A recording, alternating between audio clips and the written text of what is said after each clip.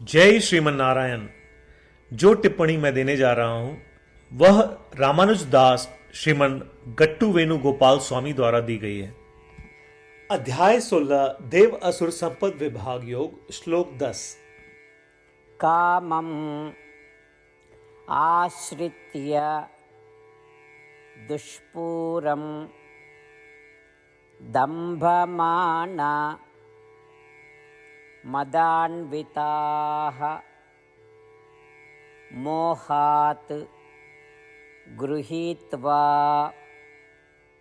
असद्ग्राहान् प्रवर्तन्ते असुचिव्रताः। ओम।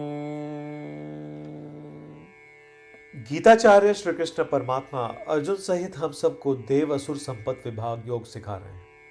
परमात्मा कह रहे हैं, अर्जुन, आसुरी स्वभाव वाले लोगों में अतृप्त वासना विकसित हो जाती है। वे उन इच्छाओं की पूर्ति की कामना करते हैं जिन्हें प्राप्त नहीं किया जा सकता। उनमें पाखंडी स्वभाव, घमंड और अहंकार होता है। वे गलत सिद्धांतों का पालन करते हैं। वे अधर्म पूर्वक धनार्जन करके तथा शास्त्र विहित कार्य करके अशुद्ध बुद्धि का आचरण करते हैं। ऐसा कहकर श्री कृष्ण परमात्मा हमें आसुरी प्रवृत्ति वाले लोगों के आचरण से अवगत करा रहे हैं और ऐसे आचरण को न करने की हिदायत दे रहे हैं। इसलिए श्री कृष्ण परमात्मा को पसंद न आने वाले आसुरी गुणों, आसुरी प्रवृत्तियों और बुरे आचरण से छुटकारा पाने के लिए निरंतर प्रयत्न करते हुए अपनी जीवन शैली में इस तरह सुधार करें कि हमारा मन श्री कृष्ण परमात्मा के साथ जुड़ जाए और हमारे जीवन में श्री कृष्ण परमात्मा को प्राप्त करने और केवल श्रीमन नारायण की शरण लेने का लक्ष्य होना चाहिए। आइए हम श्री कृष्ण परमात्मा के शब्दों को श्लोक के रूप में दोहराने का प्रयत्न करें। काममाश्रित्य दुष्पूरं दम्भमानमदान्विताः मोहात् गृहीत्वा असद्ग्राहान् प्रवर्तन्ते असुचिव्रताः। श्रीमद् भगवद गीता का संपूर्ण सार श्री कृष्ण परमात्मा द्वारा अध्याय 18 श्लोक 65 से 70 में 8 कार्य करने के लिए दिया गया है। श्री कृष्ण कहते हैं, मुझे वे लोग पसंद है जो इन 8 बातों का पालन करते हैं। मैं उन भक्तों की हर प्रकार से रक्षा करूंगा। श्री कृष्ण परमात्मा द्वारा बोली गई संपूर्ण भगवत गीता को सुनने के बाद अर्जुन कहते हैं, करिष्ये वचनम तव, जिसका अर्थ है, कृष्ण, मैं वैसा ही करूंगा जैसा आप कहेंगे। यही कारण है कि श्री कृष्ण ने अर्जुन को सभी प्रकार की सफलताएं और जीत प्रदान की है। आइए परमात्मा को वचन दे कि हम इन 8 कर्मों का पालन करेंगे।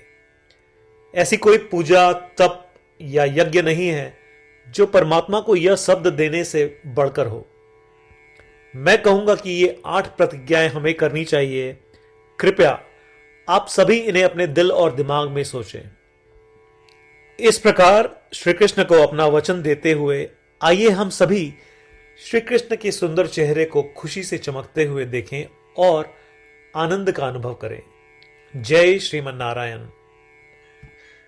ये है हमारे 8 वचन।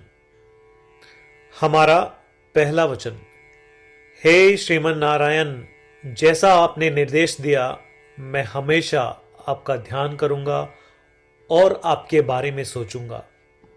हमारा दूसरा वचन, हे श्रीमन नारायण, जैसा कि आपने सलाह दी मैं हमेशा आपका भक्त रहूंगा। हमारा तीसरा वचन, हे श्रीमन नारायण, मैं अपने सभी कार्य आपकी सेवा के रूप में और आपकी संतुष्टि के लिए करूंगा। हमारा चौथा वचन, हे श्रीमन नारायण, जैसा कि आपने अनुसरण करने के लिए कहा था, मुझे पूरा विश्वास है कि मैं आपका हूं और मैं हमेशा अपने हाथ जोड़ूंगा और आपको नमस्कार करूंगा। हमारा पांचवा वचन, हे श्रीमन नारायण, मुझे आपके शब्द मामेकम शरणम व्रज याद आते हैं जो आपने सिर्फ और सिर्फ आपको ही समर्पण करने को कहा था। श्रीमन नारायण, मैं केवल आपके प्रति समर्पण करता हूं।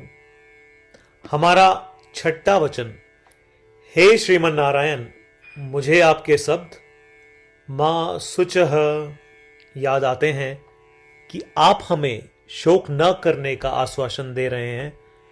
मैं अब शोक नहीं करूंगा। हमारा सातवां वचन, हे श्रीमन नारायण, आपने हमारे लिए श्रीमद् भगवत गीता देकर हम सभी पर कृपा की है और आशीर्वाद दिया है। मैं कम से कम एक श्लोक पढ़ने या सुनने का वादा करता हूं। हमारा आठवां वचन, हे श्रीमन नारायण, आपने सारी मानवता को गीता प्रदान की।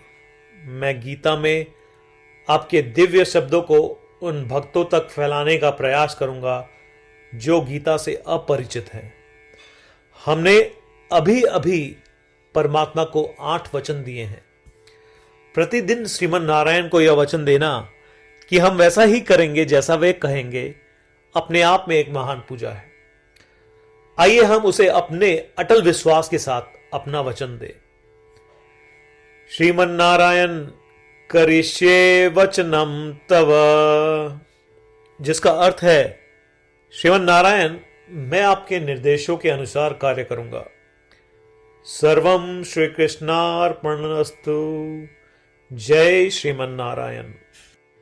कामम् आश्रित्य दुष्पूरं दम्भमान मदान्विताः मोहात् गृहीत्वा असद्ग्राहान् प्रवर्तन्ते असुचिव्रताः। ॐ काममाश्रित्य दुष्पूरं दम्भमानमदान्विताः मोहात् गृहीत्वा असद्ग्राहान् प्रवर्तन्ते असुचिव्रताः।